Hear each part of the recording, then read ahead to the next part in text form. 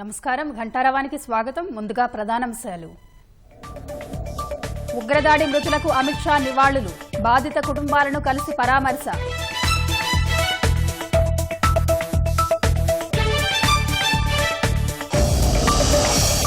పహల్గాం దాడిలో 3 తెలుగు వ్యక్తుల మృతి, బాధితుల కోసం ఏపీ భవన్లో సహాయ కేంద్రం.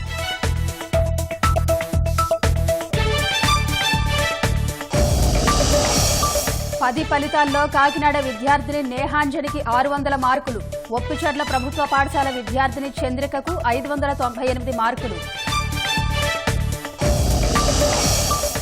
పిఎస్ఆర్ ఆంజనేయులకు మే 7 వరకు రిమాండ్, విజయవాడ 3వ ఏసీజేఎం కోర్టు ఆదేశాలు.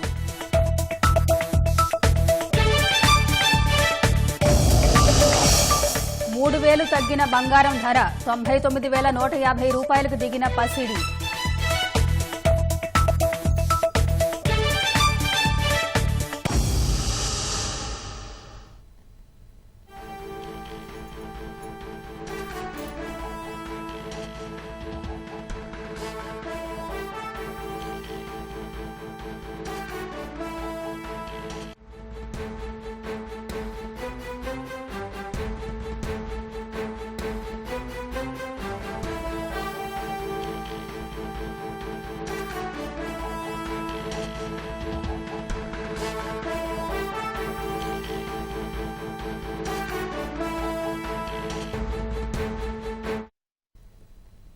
తాజా అంశాన్ని చూస్తున్నాం. పిఎస్ఆర్ ఆంజనేయులకు మే 7 వరకు కోర్టు రిమాండ్ విధించింది.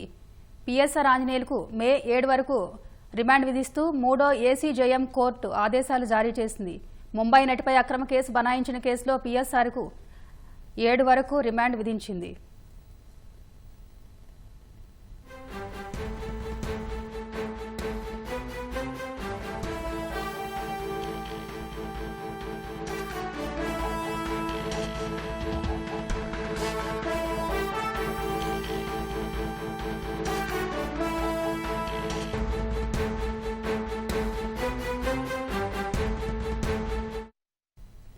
పిఎస్ఆర్ ఆంజనేయులకు మే 7 వరకు కోర్టు రిమాండ్ విధించింది.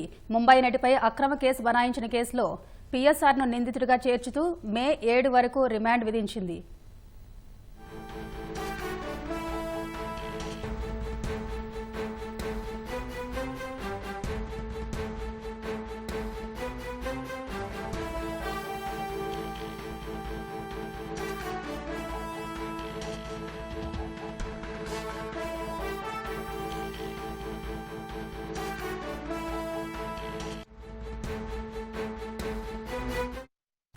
ఇక మరిన్ని వివరాలు మా ప్రతినిధి జయప్రకాష్ అడిగి తెలుసుకుందాం. జయప్రకాష్, చెప్పండి. దరీష ఈరోజు పిఎస్ఆర్ ఆంజనేయులు విచారణ చేశారు. 3వ ఏసీజేఎం కోర్టులో విచారణ చేశారు. ఈ విచారణలో రిమాండ్ విధించారు. మే 7వ తేదీ వరకు పిఎస్ఆర్ ఆంజనేయులకు రిమాండ్ విధిస్తూ న్యాయమూర్తి ఉత్తర్వులు జారీ చేశారు. ఇందాక ఇరువైపుల వాదనలో విన్న తర్వాత న్యాయమూర్తి కొద్దిసేపు తీర్పుని రిజర్వ్ చేసి ఇప్పుడే తీర్పుని వెలువరిస్తూ ఉత్తర్వులు జారీ చేశారు. అయితే ఏ జైలుకి తరలించాలి అనే దానిపై జారీ చేశారు. అయితే ఏ జైలుకి తరలించాలి అనే దానిపైన ఇంకా స్పష్టత రాలేదు.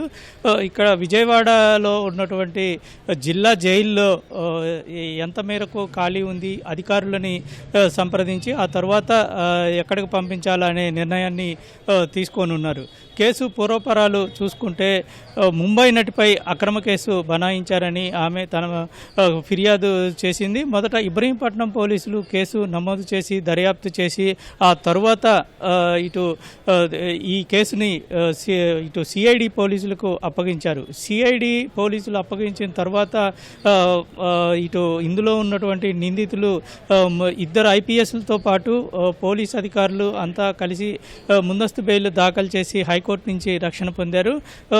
మరోవైపు A1గా ఉన్నటువంటి కుక్కల విద్యాసాగర్ని అరెస్ట్ చేసి తర్వాత జైలుకు వెళ్ళి ఆయన బెయిల్ మీద బయటకు వచ్చారు. రెండో నిందితుడిగా ఉన్న PSR ఆంజనేయులు ఇప్పటి వరకు ఎక్కడ ఎటువంటి పిటిషన్లు దాఖలు చేయలేదు. ఆయనపై ఎటువంటి రక్షణ ఆర్డర్స్ కూడా లేవు. ఈ నేపథ్యంలోనే ఇటీవల ఆయన హైదరాబాద్లో ఉండగా మొయినాబాద్లో ఉన్న క్రమంలో అరెస్ట్ చేసి ఇక్కడ విజయవాడకు తీసుకువచ్చారు. కోర్టు ముందు ఇటు ప్రాసిక్యూషన్ తరఫున న్యాయవాదులు రాజేంద్ర ప్రసాద్ మరొక న్యాయవాది వాదనలు వినిపించారు. ప్రధానంగా PSR ఆంజనేయులు ఉన్నత స్థాయిలో ఉన్న వ్యక్తి, సాక్ష్యాలను తారుమారు చేసే అవకాశం ఉంది అని తెలిపారు. ఈ కేసులోనే కాక కొన్ని అంశాల్లో కూడా ఈయన ప్రభావం ఉంది అని తెలిపారు. దీంతోపాటు PSR ఆంజనేయులు అప్పుడు ఉన్నటువంటి సిపిగా ఉన్న కాంతి రాణా, విశాల్ గున్నీలను CMOకి పిలిచి ఈ కేసు పైన మాట్లాడారు. ముంబై నటిపై కేసు పెట్టాలని, ఏ విధంగా పెట్టాలి, కేసు ఏ విధంగా వ్యవహరించాలి అనే విషయాలను వివరించారని విశాల్ గున్ని తన స్టేట్మెంట్లో రాశారని కోర్టు దృష్టికి తీసుకువెళ్లారు. అప్పటికే విశాల్ గున్నికి DIGగా ప్రమోషన్ వచ్చింది. ఆ తర్వాత విశాఖ DIGగా బదిలీ చేస్తూ ఉత్తర్వులు కూడా వెలువడ్డాయి. అయితే ఆయన రిలీవ్ చేయకుండా ఈ కేసు ముంబై నటి కేసు అయిపోయిన తర్వాత మాత్రమే రిలీవ్ చేస్తానని PSR ఆంజనేయులు చెప్పినట్లు విశాల్ గున్ని స్టేట్మెంట్లో తెలిపారు. అంటే ఎంత ఇన్ఫ్లుయెన్స్ చేస్తున్నారు అనేది అక్కడ అర్థమవుతుంది అని ఇదే విషయాన్ని న్యాయమూర్తి ముందు తీసుకువెళ్లారు. ఇప్పటికే ఆయన అరెస్ట్ చేసిన క్రమంలో CRPC 47-48 ప్రకారంగా నోటీసులు ఇచ్చాము, అరెస్ట్ ఎందుకు చేస్తున్నాము అనే విషయాలను ఇటు PSR ఆంజనేయులకు తెలిపినట్టు కోర్టుకి తెలిపారు.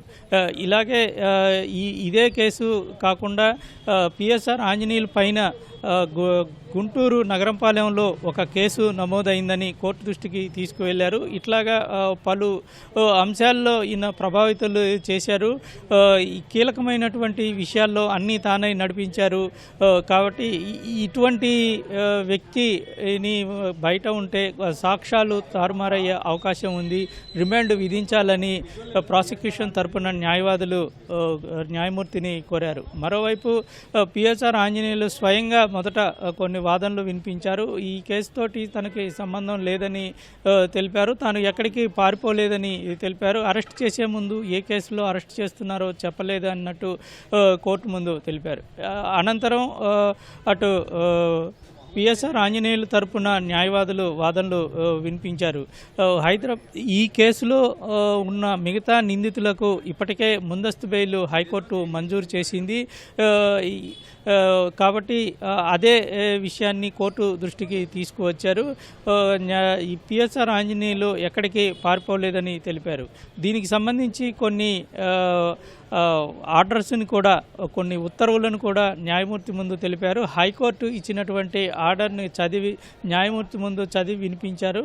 రిమాండ్ విధించకుండా రిమాండ్ రిజెక్ట్ చేయాలని ఆయన కోరారు. ఇరువురి వాదనలు విన్నటువంటి న్యాయస్థానం కొద్దిసేపటి తర్వాత PSR ఆంజనేయులకు రిమాండ్ విధిస్తూ వచ్చే నెల 7వ తేదీ వరకు రిమాండ్ విధిస్తూ ఉత్తర్వులు జారీ చేసింది. మరికొద్దిసేపట్లోనే ఏ జైలుకి తరలించాలనే విషయాన్ని ఉత్తర్వుల్లో పేర్కొనే అవకాశం అయితే మనకి కనబడుతుంది.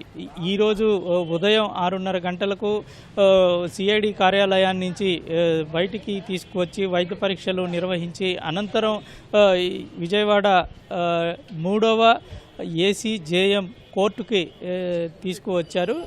ఈ నేపథ్యంలోనే విచారణ జరిగి కొద్దిసేపటి కిందటే ఉత్తర్వులు వెలువడ్డాయి. కెమెరామెన్ నరేష్తో జయప్రకాష్, ఈటీవీ న్యూస్, విజయవాడ.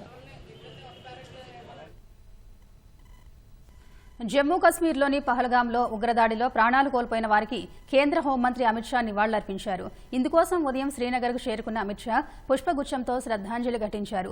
బాధిత కుటుంబాలను కలిసి పరామర్శించారు. ఘటన వెనక ఉన్నవారిని వదిలిపెట్టబోమని స్పష్టం చేశారు. మరోవైపు పహల్గాం ఘటనకు నిరసనగా కశ్మీర్ లోయలో అన్ని వర్గాల సంస్థలు బంద్కు పిలుపు మద్దతు ఇచ్చాయి. గత 35 సంవత్సరాల్లో తొలిసారిగా ఓ ఉగ్రవాద ఘటనకు బంద్కు మద్దతిచ్చాయని అధికారులు తెలిపారు.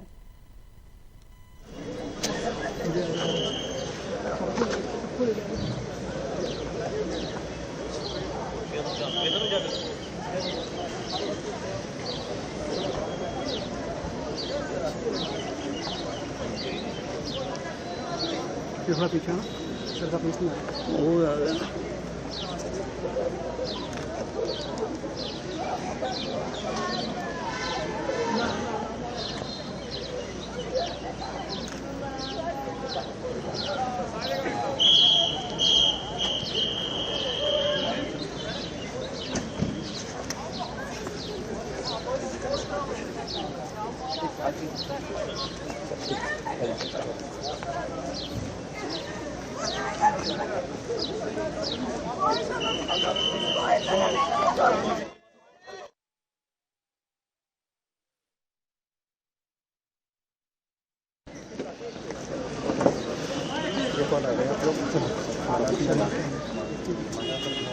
चलो यार प्लीज आप चलिए पीछे आगे चढ़ जाओ आगे चढ़ो आगे चढ़ो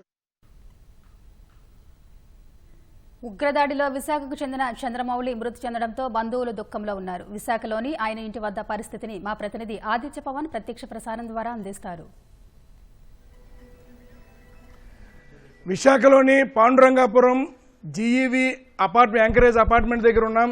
ఇక్కడే జేఎస్ చంద్రమౌళి ఈ అపార్ట్మెంట్లో ఉండేవారు.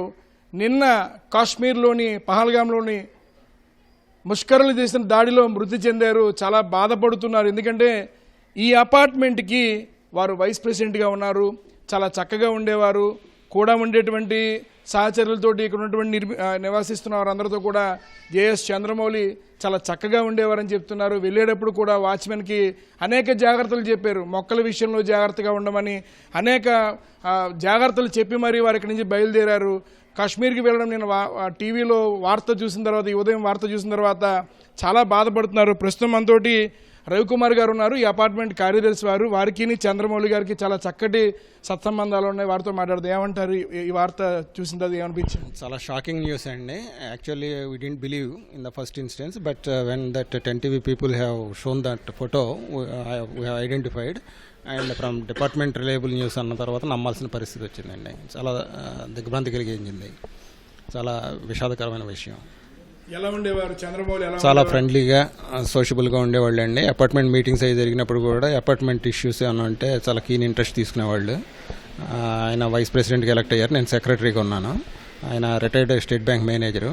ఆయన అసోసియేషన్ మీటింగ్ ఏదో పోస్ట్ కూడా ఉన్నట్టుంది ఆయనకి. ఆ పోస్ట్ మీద మార్నింగ్ 10 to 12 హెడ్ ఆఫీస్ ఎస్బీఐకి వెళ్ళి వచ్చి ఇంట్లో రెస్ట్ తీసుకునేవాళ్ళు. మార్నింగ్లోనూ ఈవినింగ్ ఎప్పుడైనా వాకింగ్లో కలిసేవాళ్ళం.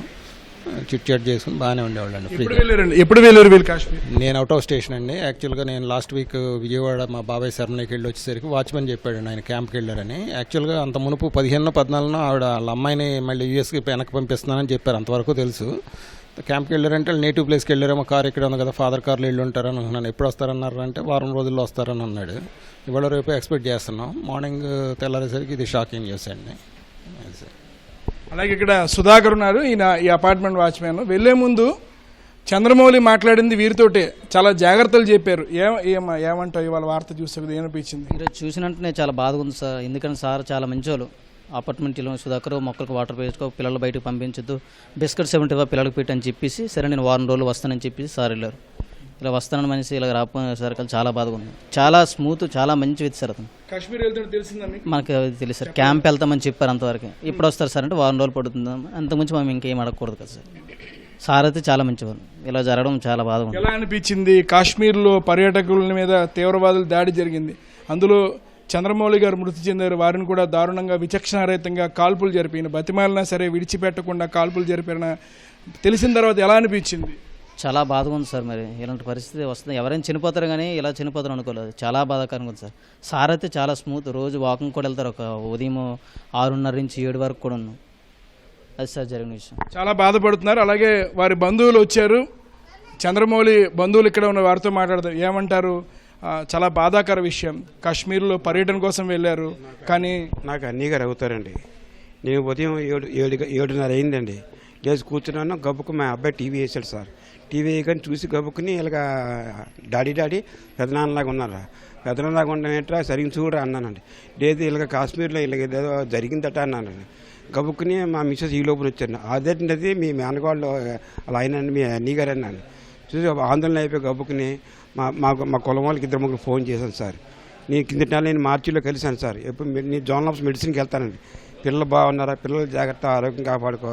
కానీ అతను చాలా హెల్ప్ లైన్ సార్, ఎవరికైనా ఉపకారం వస్తాడు, నవ్వుతూ సరదాగా ఉంటారు. అతను ఎప్పుడు కూడా అభిమానమే పరిగెడుతుంది సార్ అతనిలోని.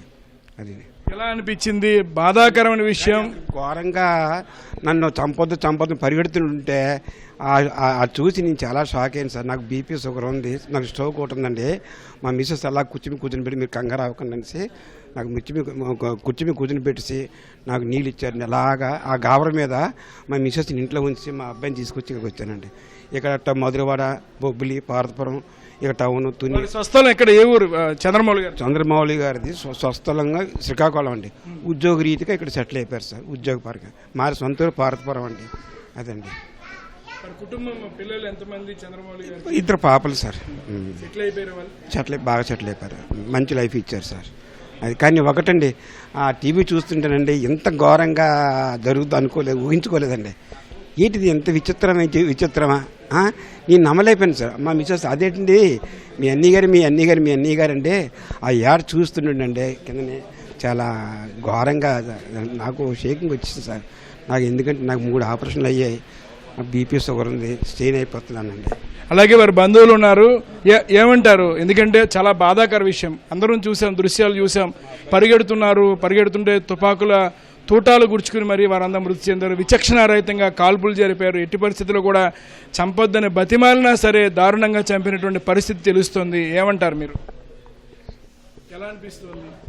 ఇది చాలా బాధపడాల్సిన విషయం అండి. వద్దు అన్నా వాళ్ళు మాటలు వినకుండా ఇలాగ చేశారండి. చాలా బాధాకరపడాల్సిన విషయం అండి ఇది. అతను మా పెదనాన్న వరుస అవుతారండి. నాకు చాలా మంచి వ్యక్తి, నాకు చాలా మంచి వ్యక్తి అండి.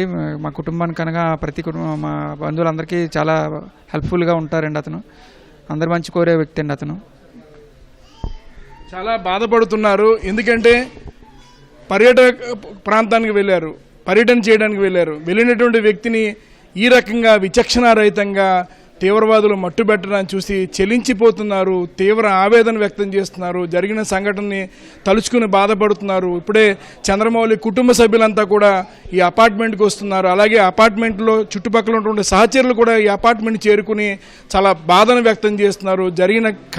జరిగినటువంటి ఘటనని ఖండిస్తున్నారు. వేడుకున్నా సరే, బతిమాలినా సరే ఎక్కడా కూడా విచక్షణారహితంగా కాల్పులు జరపనది చాలా బాధాకరమైన అంశం. అందులోనూ ఇక్కడున్న జేఎస్ చంద్రమౌళి కూడా చాలా మంచి వ్యక్తిత్వం ఉన్న వ్యక్తి, అందరికీ చాలా సహకారం చేశారని ఇక్కడున్న సహచరులు చెప్తున్నారు, బంధువులు చెప్తున్నారు. చాలా బాధపడుతున్నారు. అలాగే విశాఖపట్నంలో ఈ ప్రాంతంలో పాండురంగాపురం ప్రాంతంలో వాసులందరూ కూడా చాలామంది ఆవేదన వ్యక్తం చేస్తున్నారు. కెమెరా పర్సన్ ఏ శ్రీనివాస్తో ఆదిత్య పవన్, విశాఖపట్నం. ధన్యవాదాలు ఆదిత్య పవన్.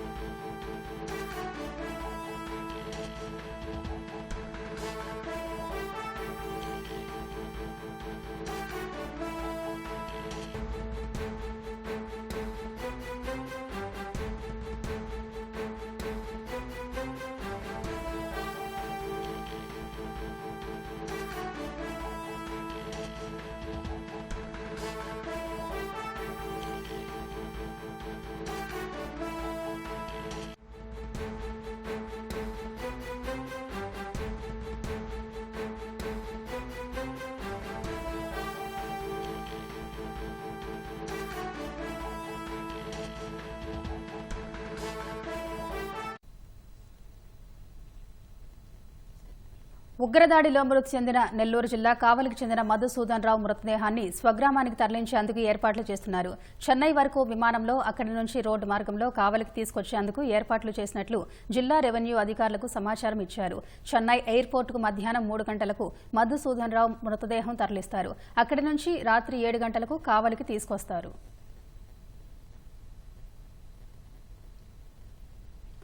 ఉగ్రవాదుల కాల్పుల్లో కావలికి చెందిన మధుసూదన్ రావు మృతి చెందడం స్థానికంగా తీవ్ర దిగ్భ్రాంతికి గురిచేసింది. మధుసూదన్ రావు తల్లిదండ్రులు కావలి కుమ్మరి వీధిలో నివాసం ఉంటున్నారు. వీరు అరటికాయల వ్యాపారం చేస్తున్నారు.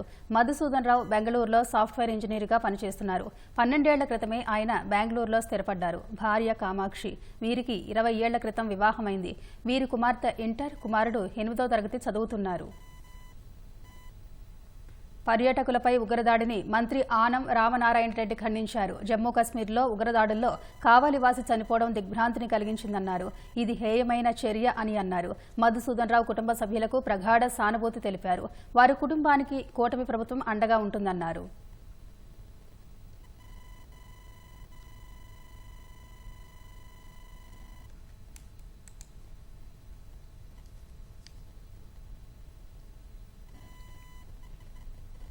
పహల్గాంలో పర్యాటకులపై దాడి చేసిన ఉగ్రదాడిలో పాల్గొన్న 2 ఉగ్రవాదుల స్కెచ్లను భద్రతా సంస్థలు విడుదల చేశాయి. ఉగ్రవాదులను హతమార్చేందుకు ఆ భయంకర దాడి వెనుక ఉన్న క్రూరమైన ప్రణాళికను వెలికితీసేందుకు భద్రతా సంస్థలు అన్ని విధాలుగా ప్రయత్నిస్తున్నాయి. పాకిస్తాన్కు చెందిన లష్కరే తోయిబా అనుబంధ సంస్థ రెసిస్టెన్స్ ఫ్రంట్ ఉగ్రదాడికి బాధ్యత వహించింది. ఉగ్రవాదులను పట్టుకునేందుకు ఈ స్కెచ్లు కీలకం కానున్నాయి.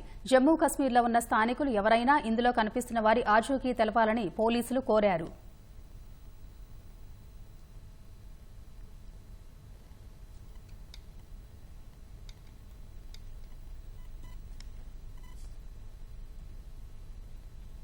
జమ్మూ కశ్మీర్ పహల్గాంలో జరిగిన ఉగ్రదాడి ఘటనపై ప్రధాని నరేంద్ర మోదీ ఉన్నత స్థాయి సమావేశం నిర్వహించారు. సౌదీ అరేబియా పర్యటన నుంచి తిరిగి వచ్చిన ప్రధాని మోదీ విమానాశ్రయంలోనే ఈ భేటీ నిర్వహించారు. ఇందులో జాతీయ భద్రతా సలహాదారు అజిత్ డోబాల్, విదేశాంగ శాఖ మంత్రి ఎస్ జైశంకర్ పాల్గొన్నారు. నిన్న పహల్గాంలో జరిగిన ఉగ్రదాడి ఘటనలో 2 విదేశీయులు సహా 26 మంది పర్యాటకులు మృతి చెందారు. ఈ ఘటనపై దేశవ్యాప్తంగా తీవ్ర వ్యతిరేకత వ్యక్తమైంది. ప్రపంచ దేశాలు కూడా ఈ దాడిని తీవ్రంగా ఖండించారు. ఉగ్రదాడి అనంతరం పరిస్థితులను ప్రధాని మోదీ అడిగి తెలుసుకున్నారు. ఉగ్రదాడి ఘటన గురించి అధికారులు ప్రధానికి వివరించారు.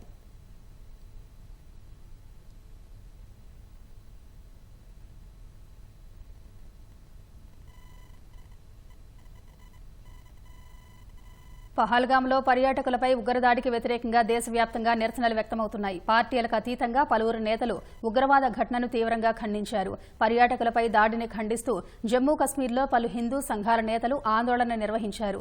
పాకిస్తాన్కు వ్యతిరేకంగా నినాదాలు చేశారు. ఈ ఘటన వెనుక పాకిస్తాన్ హస్తం ఉందని ఆరోపించిన నిరసనకారులు ఆ దేశానికి కేంద్రం గట్టి బుద్ధి చెప్పాలని డిమాండ్ చేశారు.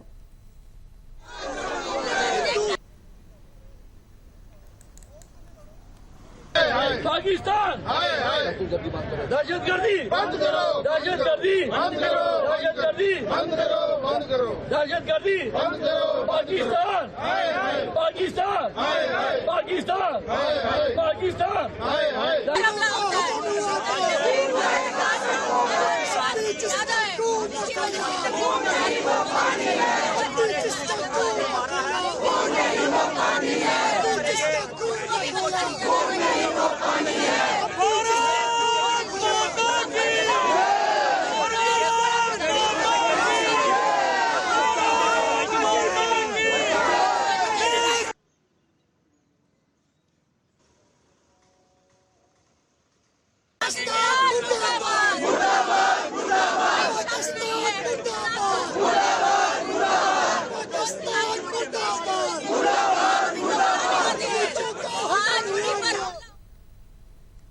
ఇప్పుడు ప్రకటన.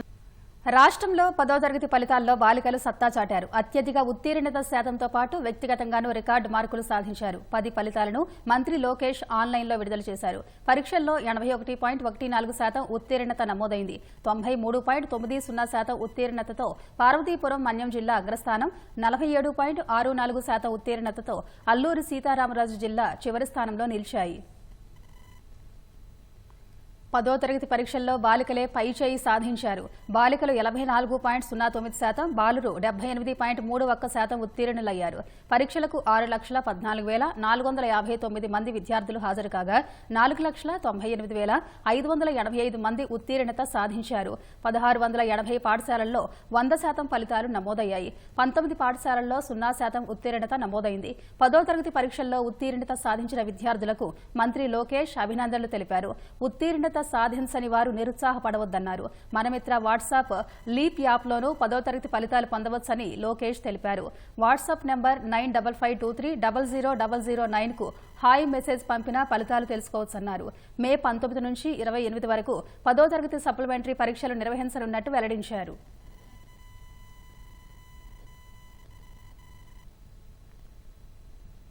పది ఫలితాల్లో కాకినాడకు చెందిన భాష్యం విద్యార్థిని నేహాంజని అరుదైన రికార్డు సృష్టించారు. తొలిసారిగా 600కు 600 మార్కులు సాధించారు. పల్నాడు జిల్లా ఒప్పిచర్ల జడ్పీ పాఠశాల విద్యార్థిని చంద్రిక ఫలితాల్లో అత్యుత్తమ ప్రతిభ చూపింది. 598 మార్కులతో సత్తా చాటింది.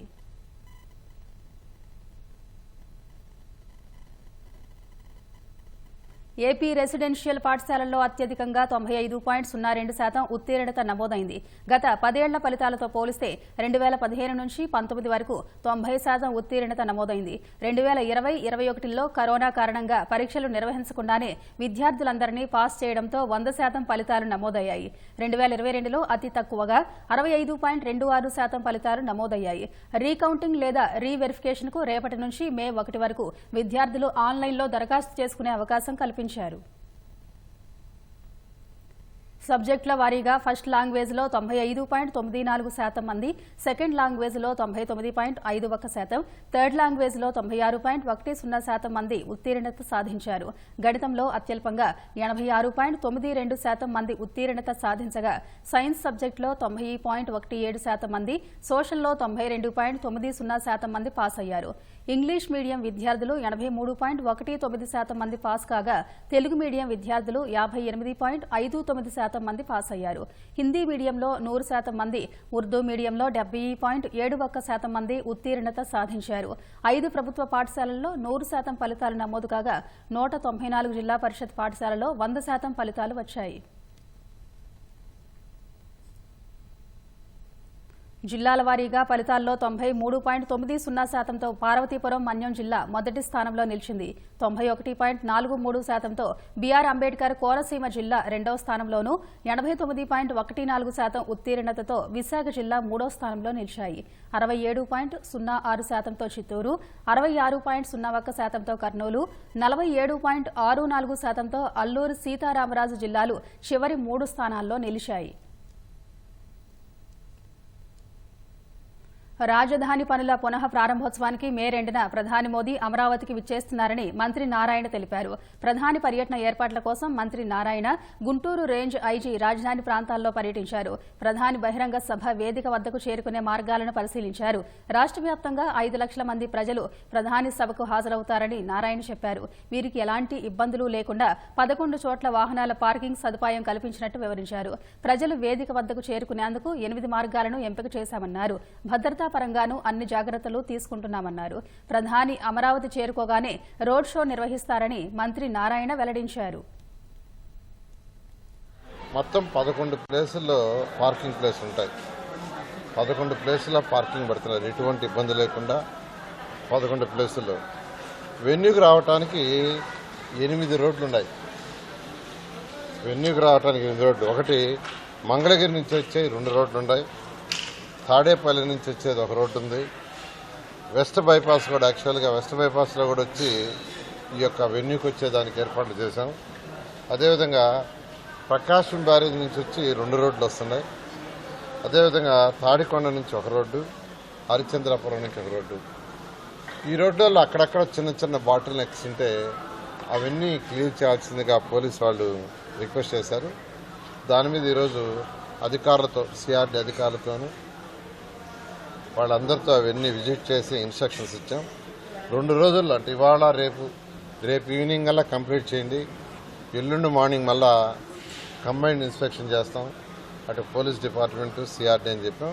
ఆ విధంగా యాక్చువల్గా వాళ్ళ వర్క్ ఆల్రెడీ చెప్పంగానే స్టార్ట్ చేశారు. రేపు ఈవినింగ్ అలా కంప్లీట్ చేసి ఎల్లుండి మార్నింగ్కి ఈ పార్కింగ్కి సంబంధించి కానీ లేదా ఏదైతే వెహికల్స్ రావటం పోవటం కానీ ఎటువంటి ఇబ్బంది లేకుండా చేయడానికి అన్ని చర్యలు తీసుకుంటాం.